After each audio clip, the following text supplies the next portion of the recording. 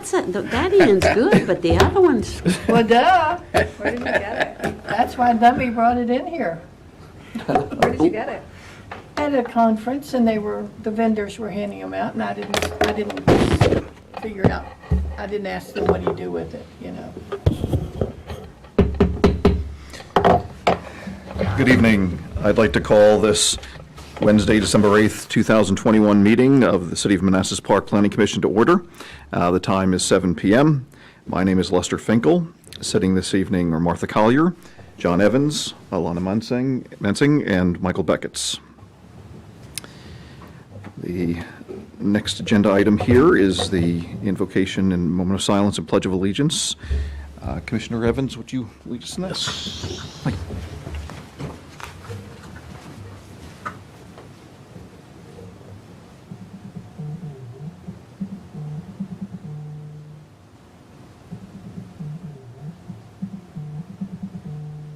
Pledge allegiance to the flag of the United States of America, and to the republic for which it stands, one nation, under God, indivisible, with liberty and justice for all.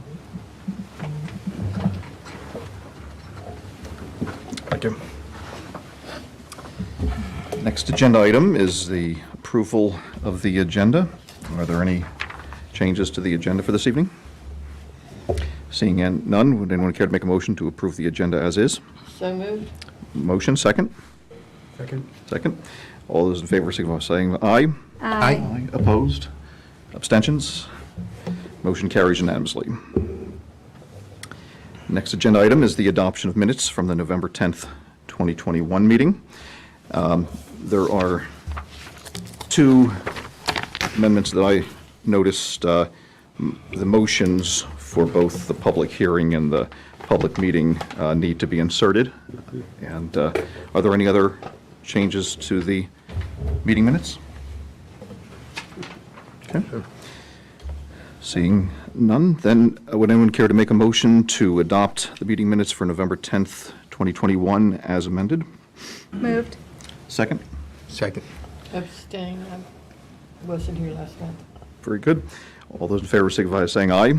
Aye. And Commissioner Collier has abstained from the vote. Motion carries unanimously. Are there any members of the public here that want to speak to an item not on the agenda? Okay, seeing none, we'll move along. Under new business this evening, under 7A, we have a site plan SP number 19-06, Contractor's Yard. There's an action requested for recommendation of approval, denial, or deferral to the zoning administrator for SP number 19-06, Contractor's Yard. We'll open the public meeting for this. The time is 7:02. At this time, I'd like to offer an opportunity for the applicant to come forward and give us, to make your presentation. If you would state your name and your affiliation, and then please, you can begin your presentation whenever you're ready. I'm happy to answer questions. I'm the applicant, David Wilmore. Okay. I have American Building Corporation, that's what the land is titled in. Okay. And I'm applying for a contractor's yard, which is one of the uses permitted under the I-1 heavy industrial. But I don't really have a presentation. It seems intuitively obvious to me because I've been working with your staff for years on this. It's intuitively obvious to your staff. But if it's not obvious and anyone has any questions, happy to answer your questions. So just for the record, seeking parking and just if you give us some details about. Contractors' yards are typically anywhere from 5,000 feet to the full 5 acres. A contractor wants a place to put his jersey barriers or his sea container or his trucks or his heavy equipment or his gravel pile or whatever it is that a contractor uses. And they pay on a per square foot basis. Smaller contractors may only take a quarter acre or 1/8 of an acre yard. Bigger contractors might take 2 or 3 acres. So you kind of subdivide the property with a 6-foot chain link fence between the different users. Okay. And that's kind of, you kind of have to wait and see what the market wants to give you before before you decide. So something about screening, for there's housing that's nearby, is that correct? Correct. My understanding is that the 6-foot chain link fence needs to have screening and landscaping also on the outside of it, Okay. because there will be housing probably fairly soon in the old Alliance steel manufacturing parcel. That's now going to be over 2 townhouses, from what I understand, Okay. and that backs up to this property, yes. Fine. Is there anything else you would like us to know, just as an opportunity to offer for the record what it's about? And Appreciate the opportunity. I know the public hearing is important, but I've been working on this for so long. I just mostly, if anyone has questions, I'll be happy to answer. Okay. Do commissioners have questions for the applicant at this time? I do not, sir. I do. I drove over. I like to see what we're talking about. So I drove over there yesterday. And obviously, when I came in tonight, I can see now the back of those warehouses. And it says that you have access to your yard from the Capitol, what is it called? The Capitol Court? But I couldn't find any, so all I'm seeing is this open space right here. So you're further around, right? By the time you get back to the warehouses on Capitol Court, my property, which is to your right, is kind of up a 10-foot hill. And the access to the property is actually all the way back within just 50 feet of Owens Drive. So as soon as you pull off Owens Drive into Capitol Court, if you had turned another right, you've come in the front gate of the property. Okay. So what I'm seeing here, it looks, and it's the same configuration right here behind the warehouses. So if I'm looking right here at that open space, you're up closer to Manassas Drive, or Euclid. Hard for me to envision what you're saying. From here, if you looked, the warehouses of Faisal go almost to the back of his property. And you could see the back corner of my property past those warehouses. Okay. It would be between the warehouses, it would be to the right of the first warehouse. If you're on Capitol Park? Yeah. Correct. Yeah, okay. Good, thank you. You're welcome.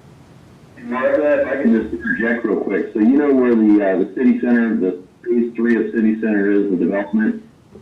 And you know where the old ASAP buildings are? Yes. And the Alliance Steel? Yeah, His property is immediately behind those 2 parcels, opposite from Manassas Drive. okay, that, Between yeah, those 2 properties and Owens Drive, and then Capitol Park on that, what you see there, Capitol Park is on the bottom of that yellow area there that's showing up on your screen. I'm with you, yeah. One more clarification. The very top of the property on this description, that parcel of the property is behind that long Sherwin-Williams office condo. So it's kind of the backyard of all 3 of those properties. And then the backyard on the other side of the new rental tool rental place.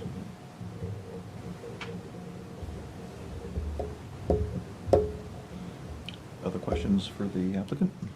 Is there any concern for runoff from anything being stored? Runoff? Hard to say. Until I get a user, I don't know what they have.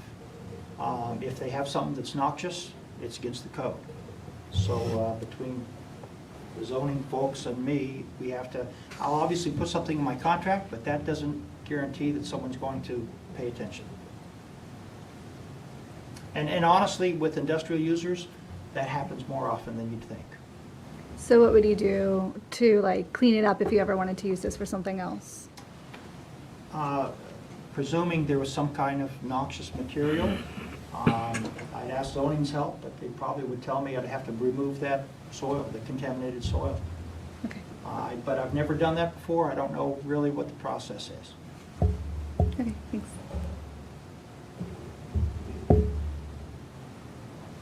Could there be more than one user for the yard? Oh, certainly. It's close to 5 acres of usable space, and there will certainly be multiple users. It's possible, there are many big users out there that'll take the whole thing. but it's also very likely that it will be a number of small users. So it's basically a storage yard for equipment and trucks and the contractors' stuff. Okay. But different contractors have different size needs. Different types of things, okay. Honestly, it's a matter of economics.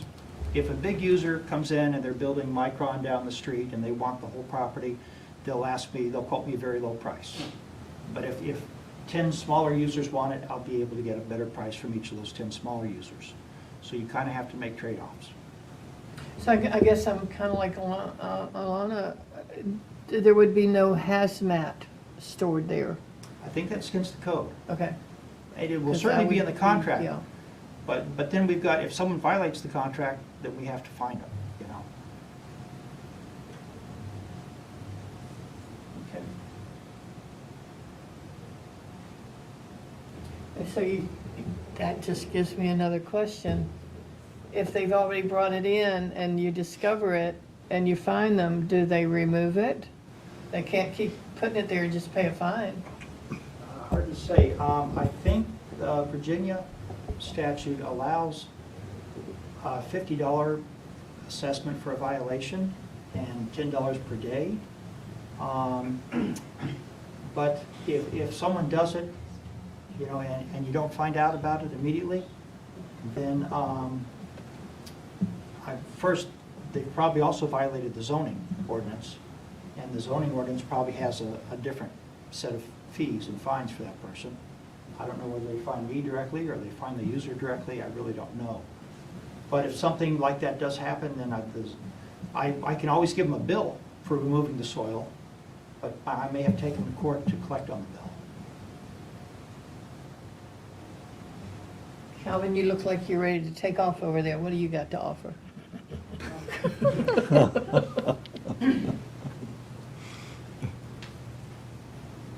Yeah, typically if there is an illicit discharge, some sort of spill of fuel or oil or some other, something that's not an authorized discharge to the stormwater system, then at that point, we would be pursuing the owner for actually a violation, an illicit discharge. So we would give him a violation notice, give him direction on to clean up the spill, and then there are fines in place that we would issue to the owner for the spill. But that would all be handled under the MS4 permit that we have with the state and our illicit discharge ordinance in the city code. So we would pursue him for You would the go for him and he violation. would go to them. Yeah, we're going after the property owner, not the tenant or whoever's storing there, because we are going directly for the property owner because they are by default or de facto. In violation. Yeah. Yep. Well, to avoid the spill, you don't allow it in to start with, Right. so. It's hard to tell a private, you know, that we tend to have a good contract that protects us and holds them responsible for what they do, and holds them accountable for the charges to clean it up. That doesn't necessarily mean that they follow it. That they So- won't, yeah. Will you be inspecting regularly or often? Yeah. Yeah.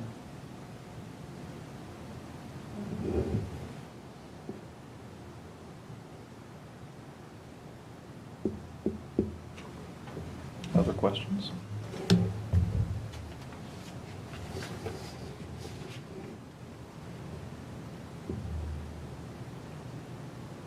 You good, Mark? Yes, sir, thank you. Very good. Thank you. Thank you very much for the presentation. We appreciate it. Administrator Barry, city comments? Yes, I have a few slides here for you to kind of better understand the location and also what the layout of the property will be. So hopefully, Commissioner Collier, this gives you a better idea of where the property is. So it's not really clear here, but Capitol Court now is on the left side of the site that's highlighted in greenish blue. Owens is to the north, and then you can see Capitol Park tucked behind there. That's an access road to technically both properties.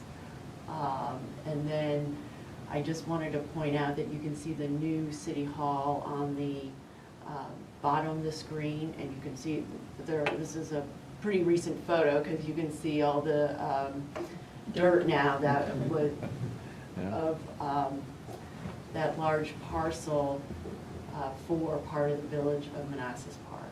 And I highlighted on the screen 2 of the properties that will be part of the Village of Manassas Park development.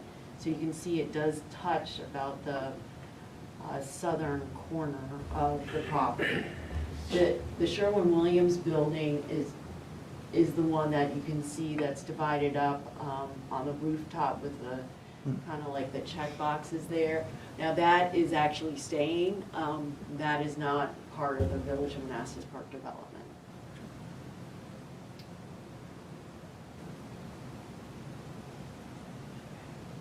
For zoning, here are the excerpt of our zoning map, and it identifies all the properties. Everything surrounding it, with the exception of those 2, is I-1 industrial use, which is typically for light industrial uses. A contractor's yard is a permitted use in the district. You can see the parcel zoned MUD. Of course, that is the Village at Manassas Park total development. And then you can see just a corner of the B2, which is the used car lot off of Manassas Drive.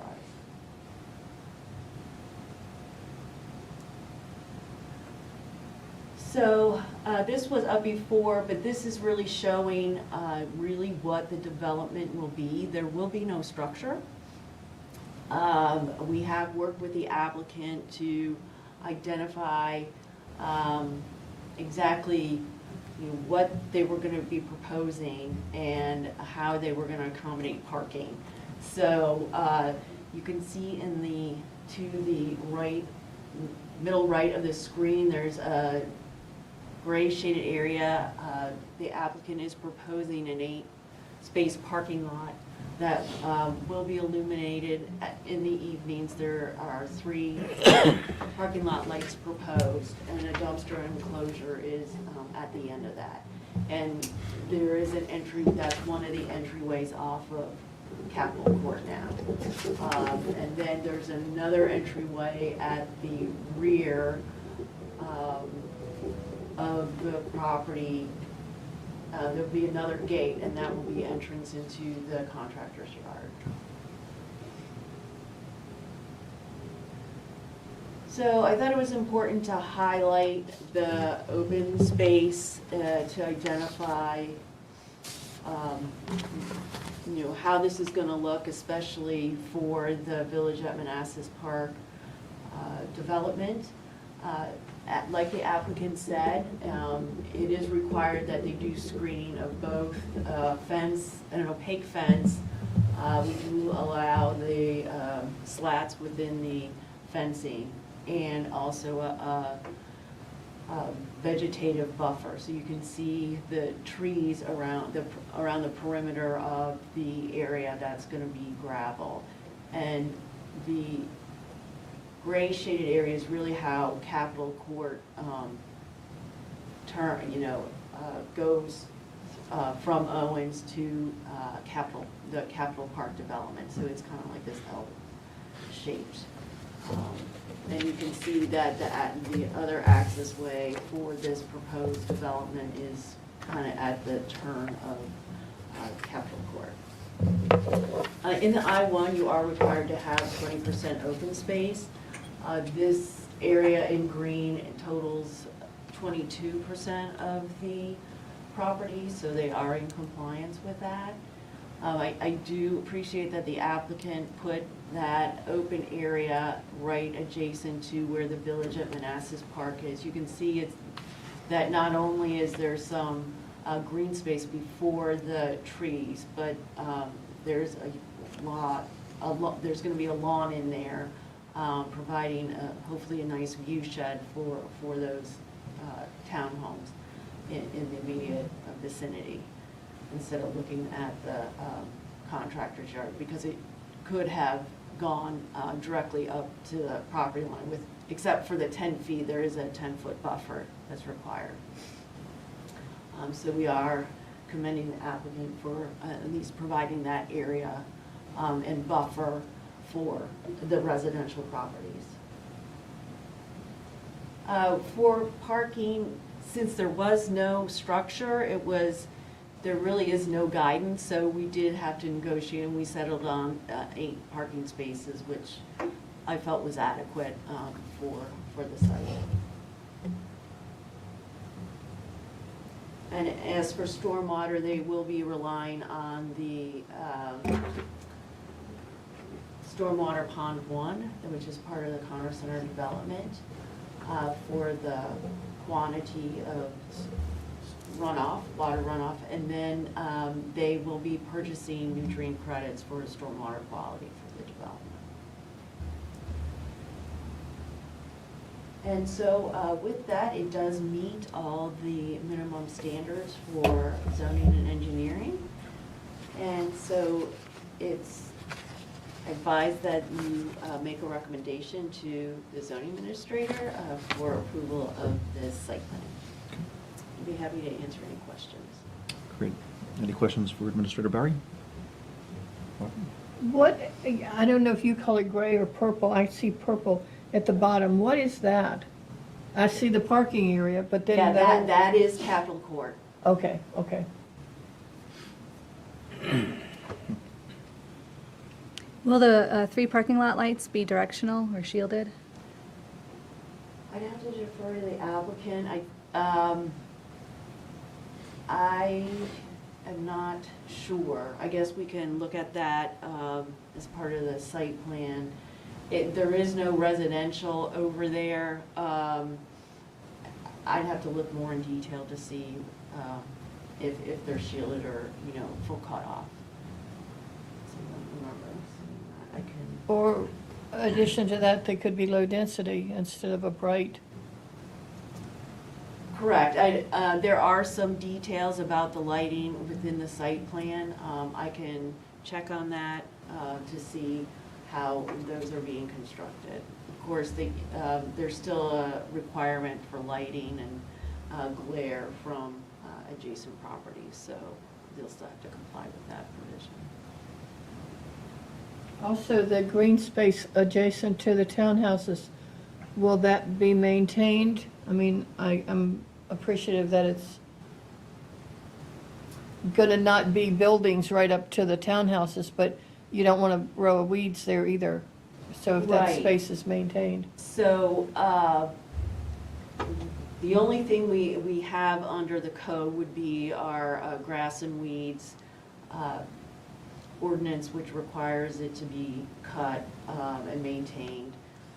The maximum height can be 10 inches. Okay. So we do enforce that, and we do go after a lot of unmaintained yards, especially throughout the summer. So we can certainly keep an eye on it. I will say that hopefully at least the larger lawn in the middle would probably be shielded by the fence and the trees, but you're right about the perimeter grass, that we would have to be diligent about making sure that it is maintained in a proper manner. Yeah, I envision I move in January and it looks beautiful. And come July, there's weeds out there and I go, geez, that's not what my bargain was for. Yes, we do have recurring people who, or even associations that because the contractor isn't aware of what they're supposed to cut, we do have large swaths of land that remain unmowed, and we do reach out to them friendly at first, and it seems like it's a seasonal ritual. A lot of times what happens is the property manager changes and they're really unaware of that this land that doesn't look it's associated with the development is actually part of what they need to mow and maintain. So again, there are a lot of eyes and ears within the community, and if this does get in a way where it's unkempt and it meets the violation of the 10 inches, then we certainly would pursue it with the owner to maintain his property.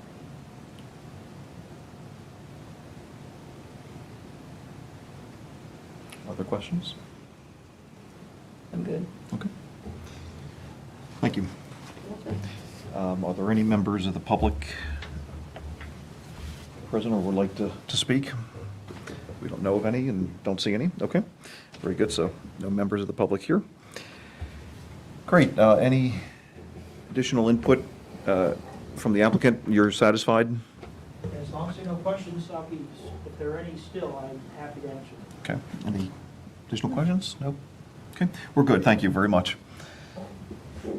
Then with that, if we don't have any other questions, I'll close the public meeting. The time is 7:25.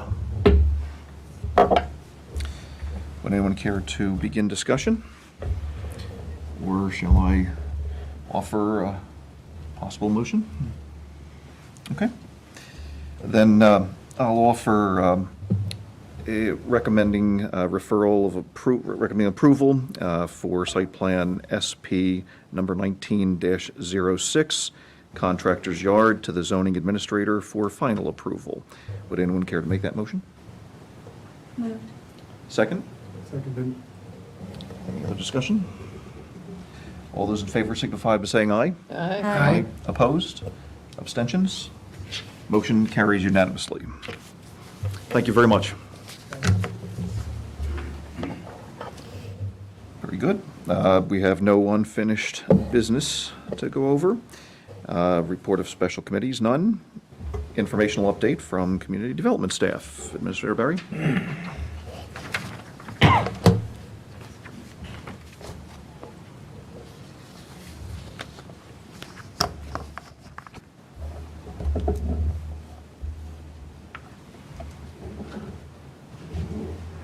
Yes, so we are anticipating a few applications coming forward to you in the next few months. Some of the site plans that have been under review for a year or so are finishing up, so hopefully we can get some of those to you within the early 2022. Based on our transportation services manager, we may have to do an amendment to the comprehensive plan to identify the city center redevelopment district as a UDA or urban development area that will help us with some type of transportation funding. But that information does need to be in the transportation plan and land use to reference that code requirement where you can identify it as a UDA, where you, and then you can be incorporated into the statewide plan and then get funding for that. So that will certainly benefit the city, and so he is anticipating, I just talked to him today, so probably January timeframe, January, February. So I think there's an application due in March, I believe, at the end of March. So that's his target goal. So hopefully that will be coming to you fairly soon. And lastly, we will have the CIP in February with the presentation of all the capital projects.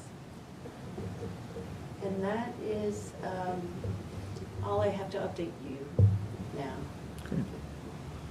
Any questions? I have a question, but not about that. Are we finished with our review of the comprehensive plan? That's still ongoing? So Okay. at the last meeting, Administrator Barry, did you just want to, Right, sure. Give Commissioner Collier a reviewer. I am working on coordinating with the schools and the police department and the fire department to come up with some new goals and objectives. There aren't really any in the comp plan. I provided a memo to the commission about that and showed what we have in there now. So I propose to work with these departments and come up with some of these goals and objectives and present them to you. I believe it was going to be in February, so that's another item. Well, then we may have Yeah. to defer it. That's March probably or- a good idea. Yes, please. I concur with that. We could probably schedule it for March, and that would give me a little more time as well. Of course, So of course. I Take think the time you that's a need. good compromise. Thank you. give us a chance to recover Yeah, from? Because as we all know, the CIP presentation is very informative, but Yes, quite long. yes indeed. I'll be out of the country in February. Oh, I'm sorry. For you. I'm going to say here, all right, you're, Yes, Senator. now you will be. Not so much. I won't be available. I just assumed you are going to be in another country. Snacks or something like that. We'll need to have something to keep us going there. Coffee. That's it. Okay, I'll keep that in mind. Ah, very good. That would be very appreciative. Feed them, they will come. Yes, indeed. Oh, Just have a potluck. yeah, there you go. Break for you there. It's well, good. We good? Okay. Thank you for catching us up there. And with that, I will entertain a motion to adjourn. Moved. Second? Second. All those in favor, signify by saying aye. Aye. Opposed, abstentions? Motion carries unanimously. Time is 7:30.